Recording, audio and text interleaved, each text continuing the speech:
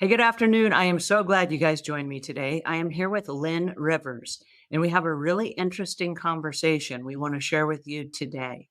And many of us wonder how we find ourselves in a situation of clutter and how we're going to get out of it. But many of us don't stop to think about what happens to the next generation. Now, Lynn grew up in a home where there was a hoarder, and she was able to recover from that. And then not only that, but she got involved in holistic healing, and she has an incredible background story. So please help me welcome Lynn. Hey, Lynn, how are you today? I'm fantastic. Thanks so much for having me on. So let's go back for a minute to the earliest time you can remember. As a youth, you were hospitalized for pneumonia.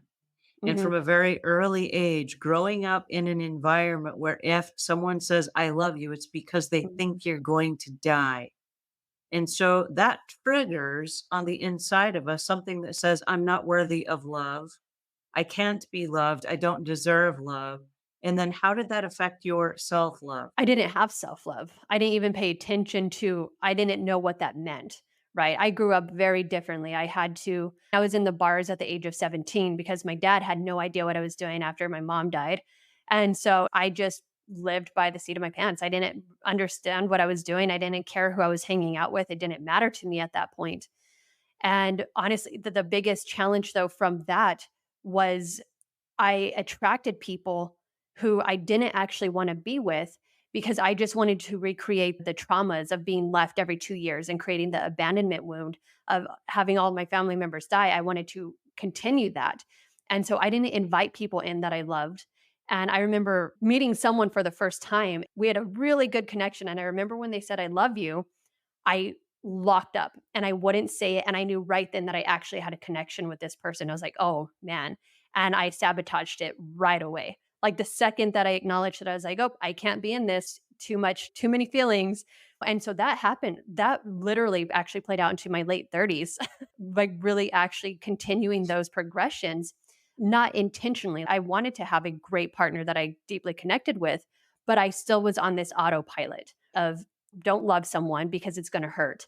And my partner who passed away, we did have a beautiful connection. And that ended in death too. So I really had to look at myself and what I was creating for myself. And that was the first time where I actually started falling in love with me and doing the things that I needed to do for myself because it really did revolve around the pain of love, and that's what I was attracting, not the beauty of love, the softness of love. It was that pain that I knew as a child of, "Oh, love equals fear, love equals death," and it's the same thing for when my family members died.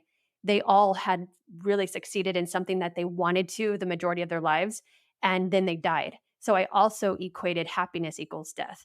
So between those 2, love and happiness, I kept myself from experiencing that as much as I possibly could. I didn't want to be happy and I didn't want to be successful and I didn't want to be loved because that equated pain. And it wasn't until I had my own near death experience that I was like, "Oh, when we leave here, it's so much better than here." So it doesn't matter what I experience here. I want to be happy here. I want to enjoy life. And it took that extent of a situation though for me to reach that point. And my hope is that I can help others find that without having to go to that deep of extent at this point. Well, oddly enough, the things that you're expressing and explaining are survival skills. Hmm. And I think it's Mhm. an honest attempt at survival. Mhm. And I think many of us find ourselves with whatever lot life provides us. Like we're all in different situations and we all come from different places and different things happen to us in life. And we end up creating a series of skills that keep us what we call safe. And so Right. there are survival skills like, hey, if nobody loves me, then I'm safe. If dad Exactly. is a hoarder, then I'm safe. If dad is an alcoholic and this is his behavior, then I know how to navigate that, then Mhm. I'm safe. So if dad doesn't know where I am, but I'm hanging out in a place that I think is safe because it echoes what I just came from, then maybe I can navigate that as well.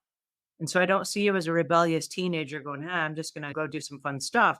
As much as I see you just saying, this is what I know and this is where I came from. And I will go replicate that because that is what I know.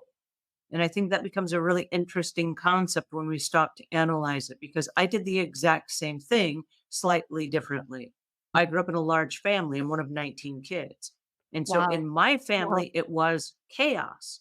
And it wasn't bad chaos, it was just chaos. Somebody lost their shoes and somebody was popping popcorn and there's no popcorn lid and it's popping all over and somebody just spilled a gallon of milk. Da, da, da, da, da, da, da, da.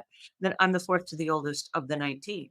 And so Wow. I'm one of the helpers where I am the one that runs and I grab the popcorn lid and I pick up the spilled milk and I drive somebody to pack meeting and I find the lost shoes and I do all the things. And so when I moved away from home, I sought out the same thing when I moved away because what I was good at and what Yeah. my safety zone was fixing broken problems. Yes.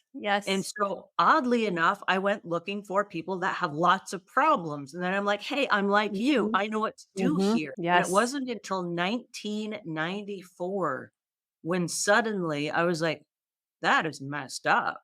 Why am I doing that?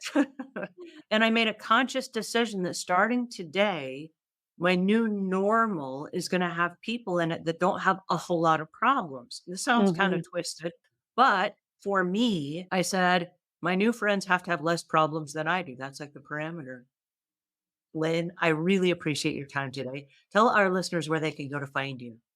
Yes, you can actually go to www.linnrivers.com, and that's Linn rivers.com. Well, thank you guys, and please take care of yourselves, give yourselves compassion and love.